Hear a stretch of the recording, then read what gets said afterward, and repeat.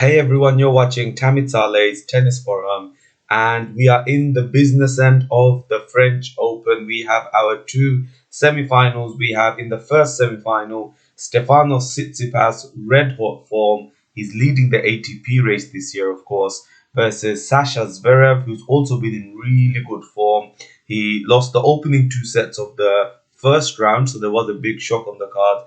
But since then, he has not lost a single set, and there is no introduction required for our second semi-final, Novak Djokovic versus Rafael Nadal, part number 58.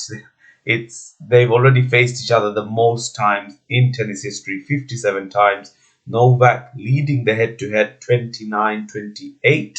However, will Rafa tie up at 29 all on Friday? That is a mouth-watering prospect, a repeat of last year's final. Many people are saying this is the real final this year, but I don't think we can discount either Stefanos Tsitsipas or Sasha Zverev. I lean more towards Stefanos Tsitsipas potentially doing the, let's say, the shock in the final against whichever one of the big three members he faces. But whoever wins from Rafa, Novak will go into the final as the favorite, more so if it's Rafa, of course. As always, please do subscribe if you haven't already, and let's try and reach 100 thumbs up for this video. Now, before we go any further, I'd like to give a massive shout out to Tennis Clash, who have very kindly sponsored this video. As you know, I love tennis, as do all of you, which is why you're here watching this video. And I also love mobile games because you can literally play them anywhere. I downloaded Tennis Clash, which is completely free to download and play against real life opponents.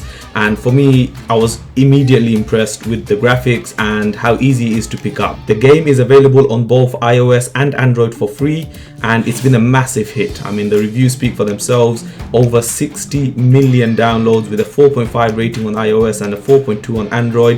And for me, easily the best mobile tennis game you can pick up. So make sure you go and download it for free using the link in my description below. Now, you've actually joined me here on a match point. As you can see, it's very easy to pick up. You swipe your finger where you want your shot to go, and then you tap on the screen where you want your player to go. As you can see, I love swiping left and right. I'm going to go inside out here. There we go. Should be the match very soon. He's struggling. Got him on the ropes to the left, and there we go. It's another victory for yours truly. And the matchmaking system is great. As you progress through the game, they give you better quality opponents. You can customize your character. You can pick different characters, unlock different characters, as well as working on certain attributes. So what I've done is I focused in on my fitness and also my forehand, which really gives me the longevity in these matches. You can play 1v1 against real life opponents in some of the world's famous tennis arenas. So make sure you go and download it for free using the link in my description below, because not only will you be supporting my channel, which I always appreciate, but you'll also get 200 gems and 500 gold, so you can start your journey in a strong way. So good luck, and I'll see you there. And our semi-final lineup is set, and we are going to look into that. We're going to talk a little bit about the quarterfinals and some other stuff that have happened in this tournament that I didn't really get a chance to talk about. Mainly Roger Federer withdrawing. Was that right or wrong of him? Dominic Thiem's continued lack of form, and Medvedev's surprising form, and his potential chances at gaining the world number one spot in Wimbledon.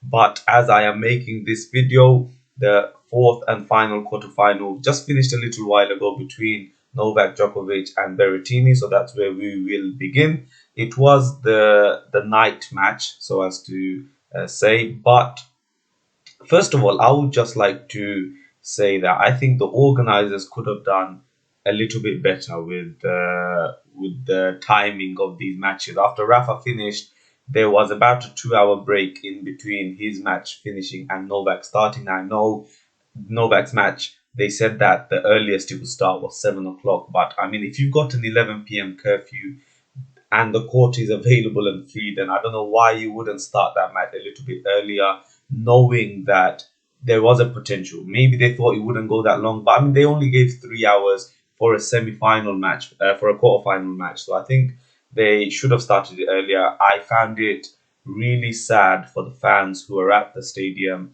being told they had to leave. Now, I know everyone knew what the situation was and what the deal was, but some people they may have paid a lot of money. They probably have paid a lot of money for this. They may have traveled a long time. And I mean, look, if there's an 11 p.m. curfew, letting people leave the stadium at 10:50, then no, they're not going to reach home by 11 o'clock, are they? Probably won't even, exit the stadium in 10 minutes. So I think they could have done a bit better. But that's my little gripe with the organizing. I think they definitely should have started that match a little bit earlier. But yes, into the match, the first two sets, relatively comfortable for Novak. I noticed Berrettini holding his abdomen. Now we know he had to withdraw from the Australian Open earlier this year because of an issue in that area. But it did seem like it didn't affect him too much. In the third set, he really found his mojo. And what I have to say, watching the match, was that his serve, his forehand, we all know great weapons, but he was really redlining. I think he can improve on other aspects of his game, like the drop shot and the backhand, which I felt Novak targeted maybe a bit too much at times. I feel like Berrettini was predicting that Novak would keep going for his backhand, at times managing to run around it and hit one of those brilliant forehands. But yeah, he won the third set. Novak really should have ended it there. He was 5-4 in the tie break, and both serves now coming on his serve, and he hit the net twice, both on short balls. So maybe that's something Rafa will have noticed, something he can implement. Novak does seem that when the ball goes short, more often, well, I've seen it happen a few times where he's hit the net, unforced errors. So the match went on to a fourth, and that 3-2, they had to stop the match, send both players back to the locker rooms to empty the stadium, which once again wasn't nice. And the crowd, I would say, was a very partisan crowd. It was let's say not a Wimbledon tennis match, but yeah, it was nice, very nice atmosphere. Majority of the crowd, I would say, were supporting Berrettini. There seemed to be a lot of Italians in the crowd, and maybe being the underdog as well. But I was interested to see how the match would then turn out with no crowd.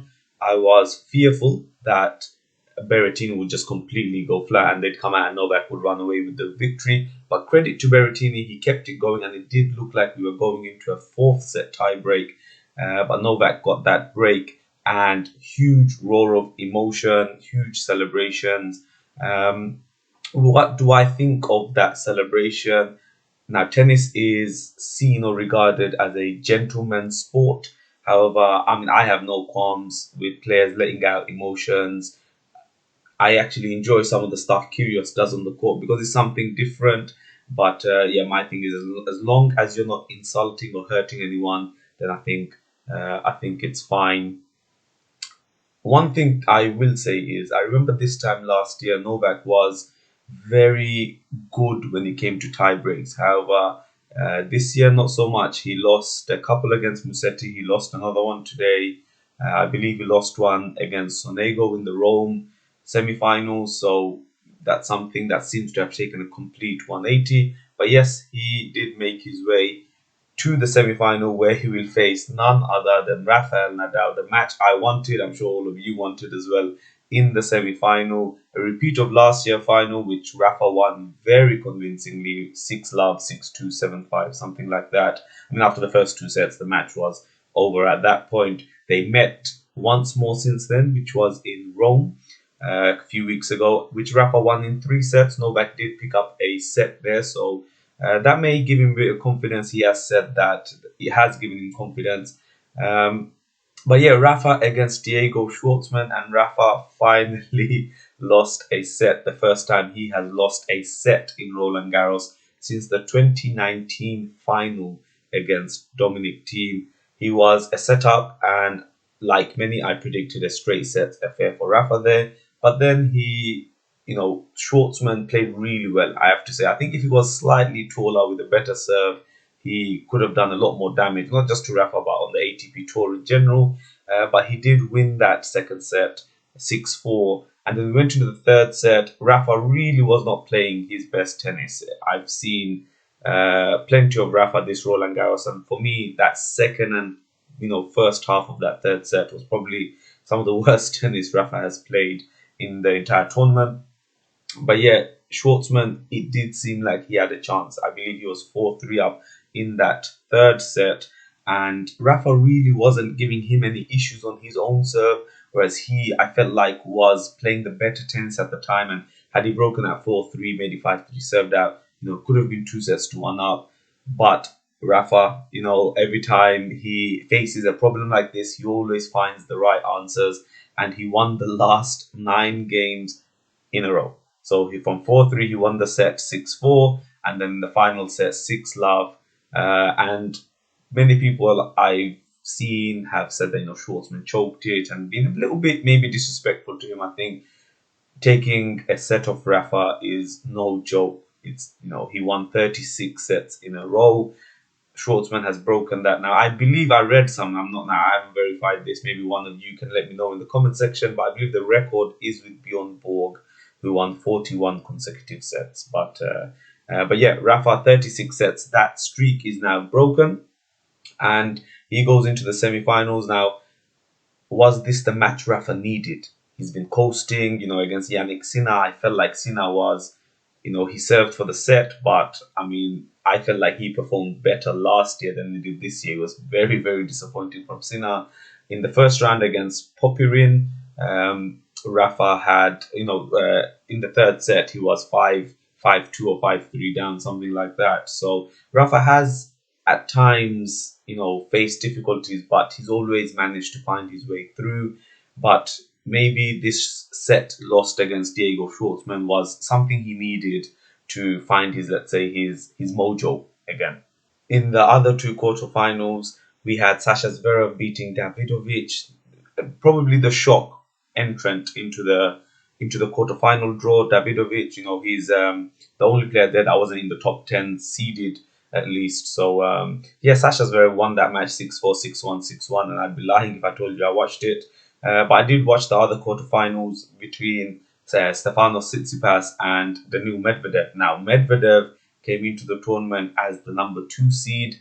Many people, including myself, was thinking that maybe the French Open should adopt something like Wimbledon, where clay points are valued a little bit extra when it comes to the seeding. The same way Wimbledon does with grass, mainly because it's not as bad as grass. I mean, grass, you only have a couple of tournaments really a year, but French, the clay court season isn't exactly huge either. And Medvedev, who came into the tournament losing, I'm not going to tell you how bad his clay form was this year and even in previous years. But yeah, he came in as number 2 seed. And I expected Medvedev to, it was an achievement for him just to win the first round match against Bublik. I would not have been surprised at all had he lost that first round match. But, as the tournament grew and grew, we were just thinking, this could be something from Daniil here. I mean, I did not expect him to pass Stefanos Tsitsipas, but he can take a lot from this tournament. He did say that the balls were a bit different this year and made it feel a bit more like a hard court. So yeah, let's see how Medvedev in future years, how he performs in clay. By the way, with the seeding thing, it's not going to happen. In fact, Wimbledon is dropping the whole seeding system as well, and they're going to the ranking system. So yeah, if Wimbledon's dropping it, I really doubt that the French Open will now add it to their seeding thing. But yeah, Medvedev versus Stefanos Tsitsipas. Stefanos won the first set 6-3. Now the second set for me was the match was lost really by Medvedev there. He went to a tiebreak and he really needed to win that tiebreak. However, Stefanos played really well, as he has been all tournament. He did lose that first set against John Isner, but other than that, no real hiccups for him at all. And he won that 7-6, and in the final set broke at the end to win 7-5. Straight sets, 3 or 2 at least, close sets. So I think Medvedev will be really proud of his performance. He does have a huge head-to-head against Stefanos Tsitsipas, but Tsitsipas, the man on form, really. A lot of people had him to reach the final, as did I at the beginning of the tournament. So yeah, he won that in straight sets to set up that meeting with Sasha Zverev. Some other things I want to talk about before going into the whole semi-final stats, etc., is the fact that Roger Federer withdrew from the tournament. He played the first 3 matches, he won all 3, but then decided to end his tournament there, giving a walkover to Berrettini to reach the quarterfinals without having to play that 4th round match. He said that he did not expect to win 3 matches. I probably didn't expect him to win 3 matches either. coming into this tournament, he's been a bit sketchy in the literally. I think he played two tournaments coming in. So he really, even before the tournament, he did say that he was using the French Open kind of as a tune-up and needed some match practice going into the grass season, which is where his real aim and ambitions are for this season. Now, was it right? I'm of the opinion that it was not right. I don't think that he should have withdrawn like that. I think he should have still played. And if he lost, he lost. But he should have still went on the court and gave it a good showing. Now, you can say that at his age, he's entitled to these sorts of things. But I don't know. It doesn't sit right with me where you're using one Grand Slam to prepare for another. It's kind of disrespectful to the French Open, perhaps. But yeah, let me know what you think regarding that. I mean, I completely understand it. At the age of 39, you don't want to overplay yourself, especially as it's only a few weeks away now from the grass season, and he really wants to do well in grass. So maybe if he ends up winning Wimbledon, this will all be justified. The whole withdrawal, etc. But as of right now, I don't think that was the right thing to do. And perhaps if it was any other player, they wouldn't be getting the treatment and support from the French Open. We've seen how they've, let's say, treated certain players in this year's tournament, which I'm not going to get too involved in actually. The other thing I want to talk about before we go into the semi-finals is Dominic Thiem, his lack of form. I'll probably be making a video discussing what the hell has happened with Dominic Thiem since his US Open victory. It's almost as if he'd reached that peak of the mountain and the only way was down from that point on. He did reach the World Tour Finals final. However, he lost that to Daniil Medvedev at the Australian Open. He lost to Dimitrov. Through the clay season, he's not really done much in Dubai. I believe Dubai or Doha. I think it was Dubai. He didn't really do much there. Coming into the French Open, I really did not expect Thiem to go very far. So even though he was the fourth seed, things were looking good for Sasha in that quarter. However, I did expect him to at least make it past the first round. He won the opening two sets and then ended up losing. Now, I don't know what's happening with him mentally. Is he mentally tired? Is there something else going on? I don't know, but I think he really needs to see someone. I don't know. Let me know what you think. Is Thiem finished? I think it's too early to say he's finished, but things are not looking very promising for the Austrian. Loved by the locker room. Really nice guy, and I really do hope that he finds a bit of form. Wimbledon, probably not. I think it's too soon for him. But maybe leading up to the US Open, he is the defending champion. Maybe some things will start turning for Dominic Thiem. Now, time for the semi-finals. The schedule hasn't come out yet, but I'm almost certain that Stefanos Tsitsipas versus Sasha Zverev will be the first semi-final on Friday. Stefanos does lead the head-to-head 5-2. However, Sasha did win their last encounter earlier on this year. Sasha actually won their first encounter as well, and the middle five, Stefanos has won all five of them. They've only met once on clay, which was in Madrid in 2019, a couple of years ago, which Stefanos won in 3 sets. Going into this match, I think both players are playing really, really well. I'm actually probably more surprised at how well Sasha is playing. I expected Stefanos to do well in this tournament. He's been the man on form this year, really, reaching the back end of pretty much every tournament he's played in. He reached the semi-final last year, where he took Novak Djokovic 2-5 sets. He lost the opening 2, then won the third and fourth sets, losing in the fifth, where he just simply ran out of energy. But yeah, he has now reached the semi-final of the French Open, the semi-final of the Australian Open, where he lost to Rafa. No, sorry, not Rafa. He lost to Medvedev. And now he's reached the semi-final of the French Open. So that's 3 consecutive semi-finals for Stefanos Tsitsipas. Can he make his debut final appearance? I think so, personally. I think he will have a little bit too much for Sasha. Sasha, of course, made the final at the US Open, made the quarters at the Australian Open, and now he's made the semi-final at the French Open. He's always had that self-belief and confidence in himself, but I do think it will be a mountain too high for him to beat Stefanos Tsitsipas in this type of form in the clay. I'm going to predict a 4-set victory for Stefanos. Looking at the other side, Rafa Nadal versus Novak Djokovic. 58th meeting, as I said earlier in the video. Rafa can actually tie up their head-to-head 29-29 if he does win. Going into this match, what is different this year than the final last year? Of course, it's a semi-final and not a final, which I think probably Novak will prefer than if it was a final. Remember, the only time they faced well, actually, they probably faced back in 2026 and stuff, but the last time they faced in the semi final was in 2013. And for me, still one of the best ever matches ever in tennis, and definitely in their rivalry, one of the best ever matches, probably close to Wimbledon in 2018. Rafa Nadal won that match in 5 sets. So that was a really close match, and maybe more of the same this year.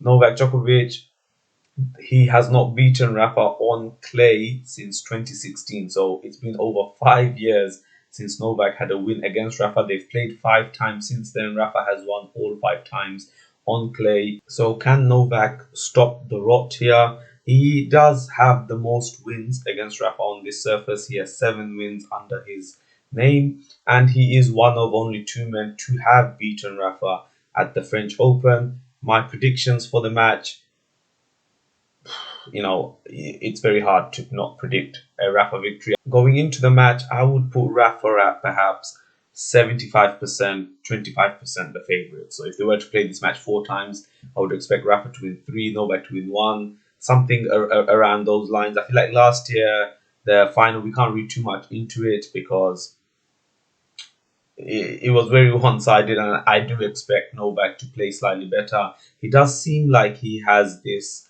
really big fire in his belly to win the French Open after he won Belgrade 2. That speech he made saying, let's go get that Roland Garros title. The emotion he let out after defeating Berrettini, it does seem like he will be really fired up. And I think even he thinks he can't play worse than he did last year. Rafa, this is his court, his surface. He's going for that 21, by the way. I can't believe I've not mentioned it yet this entire video. He's going for that Grand Slam number 21 to be the outright leader in the slam race. Now, of course, the number of slams for me, and I've said this many times, it doesn't determine whether you're the GOAT or not, but it is the biggest, let's say, stat that you can have. I mean, if you were to pick any stat, then it would be to have the most number of slams. 21 slams will be Rafa's if he wins this year's French Open. And of course, it would mean he has 14 Roland Garros titles, which would tie him with Pete Sampras.